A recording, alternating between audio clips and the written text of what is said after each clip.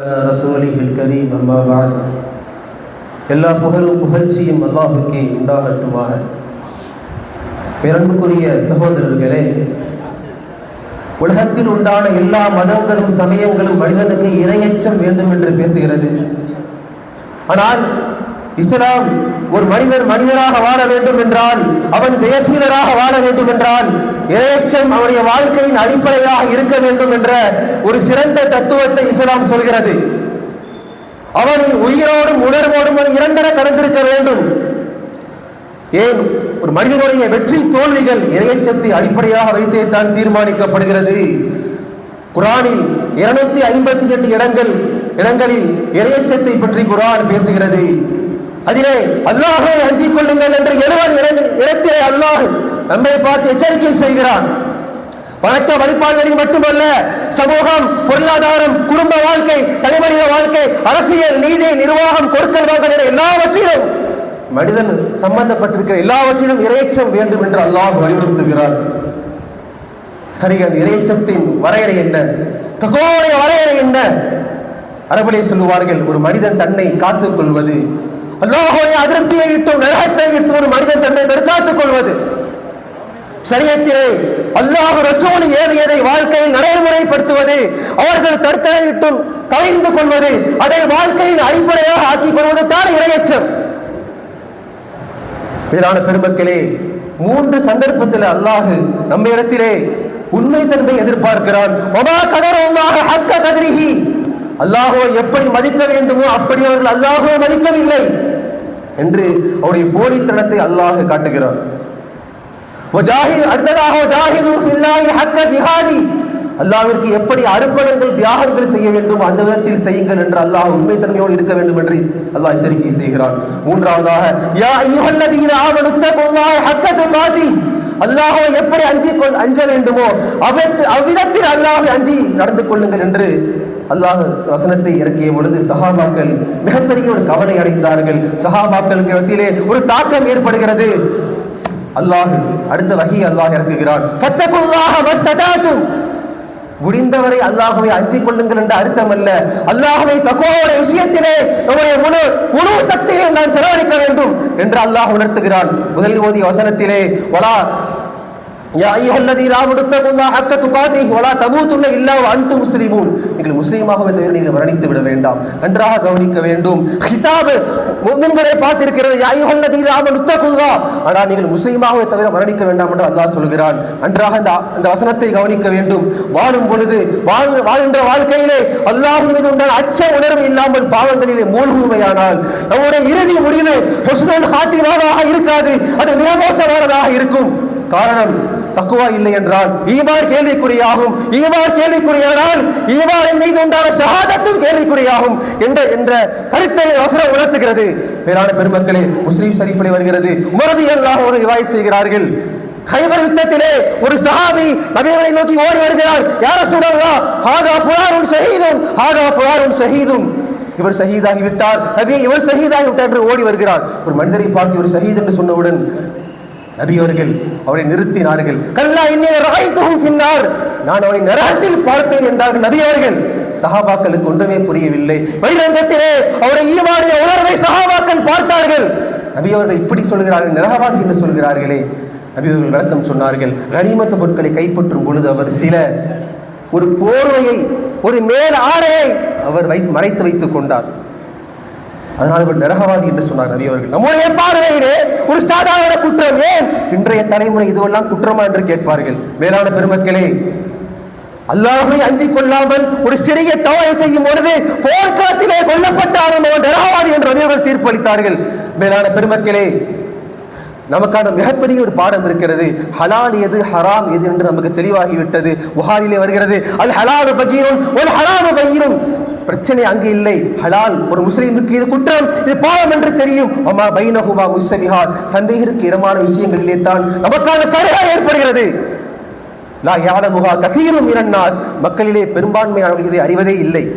இங்கு தான் மக்கள் சருகி விடுகிறார்கள். குற்றத்தை மக்கள் லேசு காணுகிறார்கள். இது போன்ற விஷயத்திலே நபி அவர்கள் உதாரணம் சொன்னார்கள். ஆடுகளை மேய்ப்பவனை போல ஒரு பாதுகாக்கப்பட்ட விளைச்சல் இடத்திலே அதனுடைய எல்லையிலே போய் ஆடுகளை மேய்க்கிறார். எப்பொழுது என்று போனாலும் இந்த கால்நடைகள் அந்த மேய்ச்சல் நிலங்களை மேய்ந்துவிடும். அதே போல் அந்த எல்லைகளை, பாவத்தில் உண்டான எல்லைகளை நாம் தொடும் பொழுது அதில் விழுந்து விடுவதற்கு வாய்ப்பு அதிகமாக இருக்கிறது. அதே போல அல்லாஹ்விற்கு இந்த உலகத்திலே பாதுகாக்கப்பட்ட இடம் இருக்கிறது. அல்லாஹ் தடுத்த விஷயங்கள் தான் அல்லாஹ்வுடைய பாதுகாக்கப்பட்ட எல்லை. அதில் விழுந்தால் ஒரு மனிதன் பாவத்திலே வீழ்ந்து விடுவான். மேலான பெருமக்களே, நம்முடைய புரிதலுக்கு சொல்ல வேண்டும் என்றால், இன்றைய 21ஆம் நூற்றாண்டிலே சமூக வலைதளங்களிலே காணொளிகளை பதிவிறக்கம் செய்கிறார்கள்.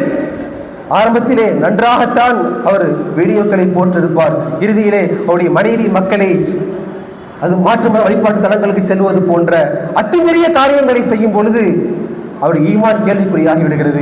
நபி அவர்கள் சொன்னார்கள், இந்த முஸ்தபிஹாத்தான விஷயங்களை யார் தவிர்த்து கொள்கிறாரோ அவர் அவருடைய மார்க்கத்தையும் அவருடைய தீனையும் அவருடைய கண்ணியத்தையும் பாதுகாத்து விட்டவர் என்றார் நபி ஸல்லல்லாஹு அலைஹி வஸல்லம் அவர்கள் சொன்னார்கள். உடலிலே ஒரு உறுப்பு இருக்கிறது, அது சீராகிவிட்டால் ஒட்டுமொத்த உடலும் சீராகிவிடும். அது சீர்கட்டு விட்டால் ஒட்டுமொத்த உடலும் சீர்கட்டு விடும். அது தான் கல்பு என்றார்கள் நபி அவர்கள். காரணம், அங்கிருந்து தான் தக்குவா வெளிப்படுகிறது. மேலான பெருமக்களே, நம்மிடத்திலே ஒரு புரிதல் உண்டு, பொதுமக்கள் மனநிலையில் ஒரு புரிதல் உண்டு. தக்குவா என்றால் மஸ்ஜிதிலே அதிக நேரம் செலவழிப்பதும் தொழுது கொண்டே இருப்பதும், இஸ்லாத்தினுடைய அடையாளங்களை கண்டால் ஓடு வருகிறது, அதுதான் தக்குவா என்று சொல்லுவார்கள். அது மட்டும் தக்குவா அல்ல, அதுவும் தக்குவா தான். மக்கள் மன்றத்திலே நாம் கொண்டு போய் சேர்க்க வேண்டும். அதனோடு தக்குவா முடிந்து விடவில்லை, வாழ்க்கையிலும் தக்குவா தொடர்கிறது. பொருளாதாரத்தில் இறைச்சம் வேண்டும், அடுத்தவருடைய பொருளாதாரத்தை அபகரிக்கும் விஷயத்தை இறைச்சம் கொள்ள வேண்டும். குடும்பவியலிலே இறையச்சம் இருக்க வேண்டும். அவருடைய ஹக்குகளை நாம் நிறைவேற்றும் விஷயத்திலே இறையச்சம் கொள்ள வேண்டும். மாநிலத்தின் விஷயத்திலே இறையச்சம் கொண்டு நடக்க வேண்டும். தலைமைத்துவத்திலே நாம் இறைச்சத்தோடு இருக்க வேண்டும். நமக்கு கீழுண்டானவர்களை இழிவாக கருதாமல் அவருக்கான கண்ணியத்தை கொடுக்க வேண்டும். இதை அல்லாஹ் பார்க்கிறான். மேலான பெருமக்களே, அடுத்தபடியாக மிக முக்கியமான ஒன்று, தனிமனித வாழ்க்கையிலே இறையச்சம் மிக முக்கியமான ஒன்று. தனிமனித வாழ்க்கையில் மிக முக்கியமான ஒன்று. அவன் தனிமனிதன் சீர்கட்டு விட்டால் அவருடைய குடும்பம் சீர்கட்டு விடும். அவருடைய குடும்பம் சீர்கட்டு விட்டால் அந்த சமூகம் சீர்கட்டு விடும். சங்கிலி தொடராக தொடர்ந்து கொண்டே இருக்கிறது.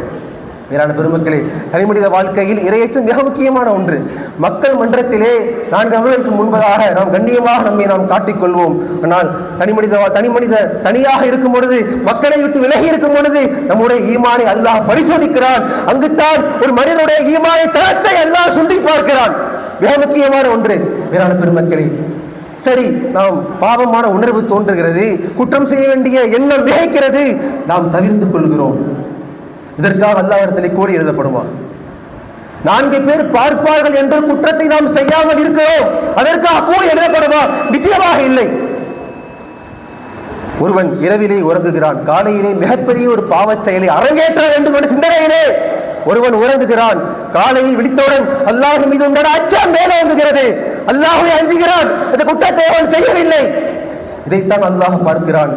இதற்குத்தான் மலக்குமார்கள் கூறி எழுதுகிறார்கள் என்பதாக கஸாலி ரஹிமஹுல்லாஹ் இஹ்யாவிலே பதிவு செய்வார்கள். மேலான பெருமக்களே, யமன் நாட்டிற்கு ஆளுநராக முஆத் இப்னு ஜபல் ரலியல்லாஹு அன்ஹு நபியை அனுப்பி வைத்தார்கள். வழி அனுப்புவதற்காக மதீனாவின் எல்லைக்கு வந்து நபி அவரை வழி அனுப்புகிறார்கள். அப்போது சொன்னார்கள், யா முஆத், இதை அடுத்த வருடம் நீங்கள் மதீனாவிற்கு வரக்கூடும், என்னை நீங்கள் பார்க்க மாட்டீர்கள், என்னுடைய மக்பராவை நீங்கள் கடந்து செல்வீர்கள். நபியர்கள் சொன்ன மாத்திரத்திலே முஆத் இப்னு ஜபல் ரலியல்லாஹு அன்ஹு அவர்கள் தேம்பி நபியுடைய பிரிவை நினைத்து அழுகிறார்கள். நபியவர்கள் அவரை ஆறுதல் படுத்தி சொன்னார்கள், மதீனாவை நோக்கி சொன்னார்கள், மக்களிலே எனக்கு மிக நெருக்கமானவர்கள் யார் தெரியுமா? மக்களிலே எனக்கு மிக நெருக்கமானவர்கள் யார் தெரியுமா? முத்தகீன்கள் என்றார் நபியவர்கள். அவர் எங்க இருந்தாலும் சரி, யாராக இருந்தாலும் சரி, அவரைத்தான் எனக்கு மிக நெருக்கமானவர்கள் என்பதாக நபி ஸல்லல்லாஹு அலைஹி வஸல்லம் அவர்கள் சொன்னார்கள். மேலான பெருமக்களே, பொதுமக்கள் இடத்திலே நாம் கொண்டு செல்ல வேண்டும். ஆலிம்களாகிய சமூகத்தை வழிநடத்தக்கூடிய நாம் இது போன்றதை பொதுமக்களிடையே கொண்டு செல்ல வேண்டும். இபாதத்துகள் மட்டும் தக்வா இல்லை. நபியவர்கள் அபூ ஹுரைரா ரலியல்லாஹு அன்ஹு இடத்திலே சொல்லுவார்கள், இத்தகி மஹாரிமஹு தகுன் ஆபுதுன் நாஸ். ஹராம்களை தவிர்த்து கொள்ளுங்கள் தோழரே, ஹராமை தவிர்த்து கொள்ளுங்கள். மக்களிடத்திலே சிறந்த வணக்கச்சாலியாக நீங்கள் பார்க்கப்படுவீர்கள். ஹராமை விட்டு விலகி இருப்பது தான் சிறந்த வணக்கம்.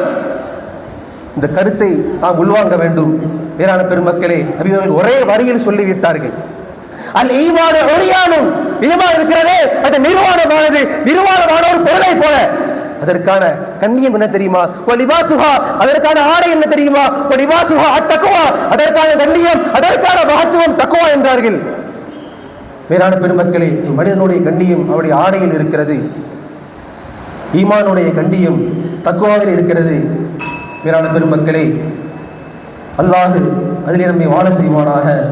எதை கேட்டமோ அதை நடைமுறைப்படுத்துவதற்கு, அதை செயலாற்றுவதற்கு எனக்கும் உங்களுக்கும் அல்லாஹ் அருள் புரிவானாக. வாஹிரு தஅவானா அல்ஹம்துலில்லாஹி ரப்பில் ஆலமீன். அஸ்ஸலாமு அலைக்கும் வரஹ்மத்துல்லாஹி வபரகாத்துஹு.